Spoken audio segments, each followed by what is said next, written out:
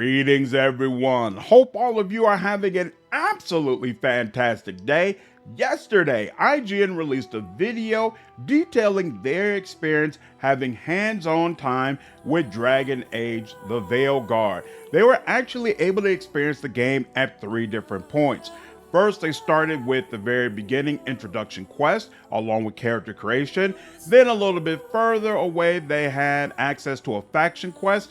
And then finally, towards the end game, they were able to do a companion quest. So Bioware allowed them to kind of bounce around between different areas. And they detailed all of those experiences. A lot of interesting information came out of that video, along with a lot of interesting new footage that you're going to be able to see here. I'm going to walk through how I feel about the information, first starting with what I feel like is good and reinforces what's positive about the game, while also talking about some of the fears I still have. But on the whole, I gotta say, and I know I've said this multiple times, but it keeps being true, and it's especially true here. This is the best piece of marketing we have seen for Veilguard to date. IGN is doing Andraste's work to try to level off some of people's fears and make them more excited about the game. I feel like a lot of people who see this, in fact, it's not even feel like, I can look on social media and see that a lot of people who watch this hands-on preview walked away saying, you know what, Veilguard is a game I should probably go ahead and try out, which makes me very happy. I want to see the series continue. I want to see Bioware succeed. So I'm really hoping that not only does this game do well financially, but also it turns out to be a great game that is worthy of the Dragon Age name. With that, let's go ahead and get into the content. So first and foremost, the things that I like regarding the coverage. IGN reinforced that Veilguard does not feel linear.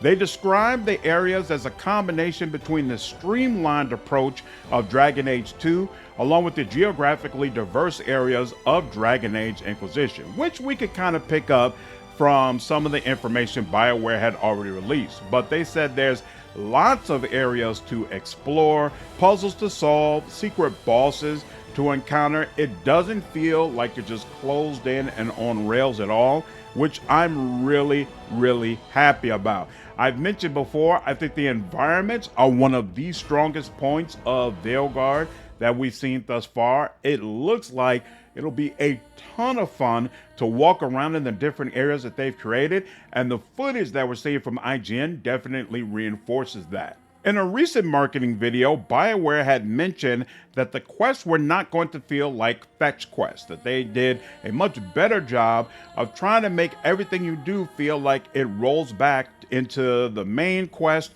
or something that's important for your character. IGN reinforced that in their hands-on preview, saying that especially compared to Dragon Age Inquisition, which had a bunch of quests that were basically checklists for you to find certain objects and turn them in, the quest in Veilguard consistently pointed towards a companion, region, or faction and feeling very purposeful.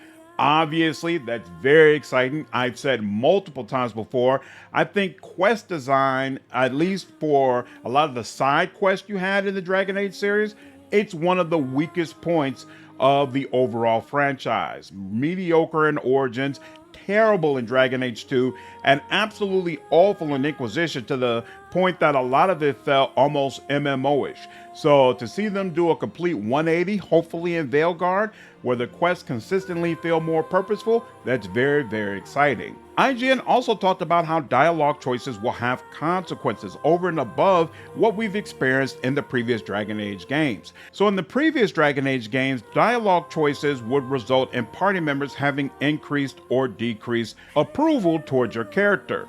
That's still in Veilguard, but on top of that, BioWare seems to have taken a page out of Telltale Games' book, where certain dialogue choices will also create triggers, where companions will remember something about you and it will potentially have impacts later in the game. So if you are someone who uses very stoic dialogue options with Varric, he might remember, oh, this is someone who doesn't really joke around very much. He likes to get right to the punch. Or with SOLAS, if you're in your first meeting, you choose a lot of sarcastic options, the game will tell you that you traded sarcastic jabs with SOLAS, and that might impact your dialogues with them in the future. I'm very interested to see how this works out. It makes sense in the Telltale Games ecosystem because they don't really use an approval system. Like that checklist, those triggers basically decide what is your relationship with the companion. I'm not sure what Bioware is going to do with having both an approval system and this trigger checklist system in place as well, but it could add another layer of consequence for the dialogue choices you make and the decisions that you make in the game. So very, very interesting. Definitely makes me more excited for the game. Speaking of party members, IGN also mentioned that party banter will pause when you are interrupted by combat, a cutscene, or something else, which is obviously a very, very welcome change. The party banter is absolutely one of the best parts of Inquisition, and in pretty much all of the previous Dragon Age games, if the banter started, you needed to stop the whole party and ensure nothing else happened, because if anything interrupted it, you couldn't be sure that you would hear everything that was supposed to be said. So really appreciate this being added in. And another change from Inquisition, IGN mentioned that the villains will be much more prevalent early in the game so that they feel more developed and threatening than Corypheus did in Inquisition. This is another fantastic change. We've talked on this channel multiple times about how I feel Corypheus was pretty much wasted in Inquisition.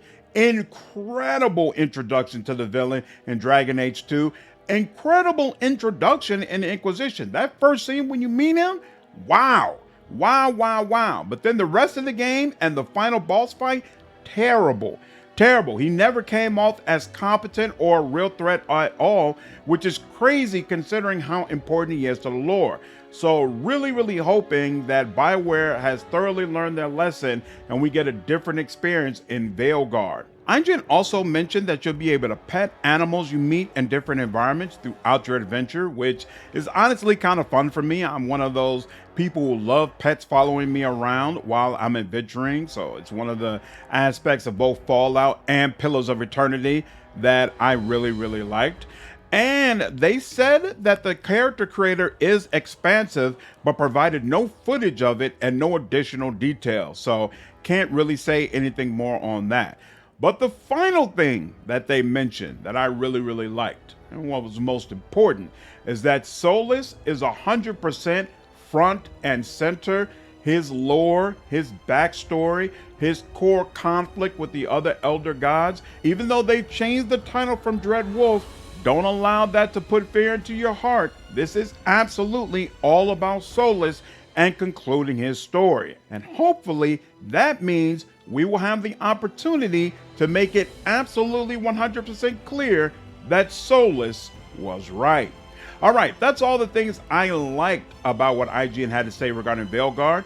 Let's get into some of the things I didn't like so much. So getting the obvious one out of the way, to me, the faces still look a little bit odd. I will say they look much better in this video than they have in any of the other ones.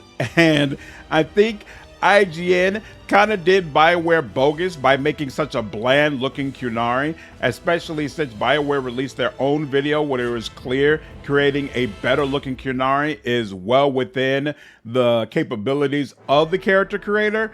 But just in general, I still feel like when we go through this game, the faces, for the most part, are going to look a little bit off. Unless they've been changed significantly in the launch version, there's just not enough detail, not enough variety, not enough going on in the NPC faces for me to feel confident in that regard. Combat also absolutely still looks iffy. Now, to be clear, IGN says that there's a bit of a learning curve, but once you get past that, combat is a lot of fun, and they definitely mention it as a plus. And so hopefully I'll feel that way when I have the controller in my hand, but from outside looking in, it just seems like there's a whole lot going on. And if you're not used to playing those type of games, hard to see how that's going to be enjoyable. Lots of constantly jumping and moving around and avoiding enemies. And an especially concerning part of combat that wasn't really obvious in the other Bioware videos is that in the IGN video, it felt like they were constantly fighting with the camera and trying to readjust on the enemies they actually wanted to face, which could obviously be very, very annoying in tough boss fights. The companion AI continues to look terrible, with oftentimes companions just kind of standing around, obviously waiting for you to tell them what to do. And telling them what to do, it appears at least, requires you to constantly go into the pause menu, which is also annoying in and of itself. If the game is supposed to be real time with pause, I should be able to play pretty much all of it in real time, only pausing if I need to take a second to figure out from a tactical standpoint what my next move is going to be. And to be honest, looking at this footage, even over and above the companion AI, I think my main concern might be healing. We have heard nothing about how potions work or the ability to increase the potency of potions, which makes me wonder, how effectively are you able to heal in tough boss fights if you don't have Nev with you? If you're completely dependent upon potions in order to help yourself, how does that work out? Because I'm kind of getting the feeling that we either need to have Nev or we need to be a mage who's capable of healing ourselves, or these battles are going to just be absolutely brutal. And if that's the case, that would honestly be very, very unfortunate. So I don't know, we'll see. There is one negative aspect that IGN brought up, and I don't see it as a negative for myself, but I could absolutely see it as a negative for other players who are brand new to the Dragon Age series. IGN feels like Bioware just kind of dumps all the lore on you, and they question whether or not people who are completely brand new to the franchise are going to feel overwhelmed and be able to pick this up. They mentioned that towards the beginning, Veilguard gives a very, very brief recap of what actually kicks the Veilguard game off and then kind of just throws you in there. And so it'll be interesting to see from people who have no exposure to the Dragon Age series, whether or not this is something that they are easily able to enjoy, or do they kind of spend the entire game feeling lost. I believe that the past 3 Dragon Age games did a fantastic job of easing in new players while at the same time keeping older players engaged enough that we didn't feel like we were being slowly spoon-fed information that we already knew. They did a really, really great job with that. But all 3 of the previous games were basically completely separate. They might have taken some elements of the games that came before, but the actual core story you were going through was wholly on its own. Whereas with Veilguard, it is very much tied to what happened in Inquisition. So I think it's going to be a much harder task for this Bioware team to handle. We'll see how they handle the challenge, but overall, those are my thoughts. I'm excited. I've already said it before.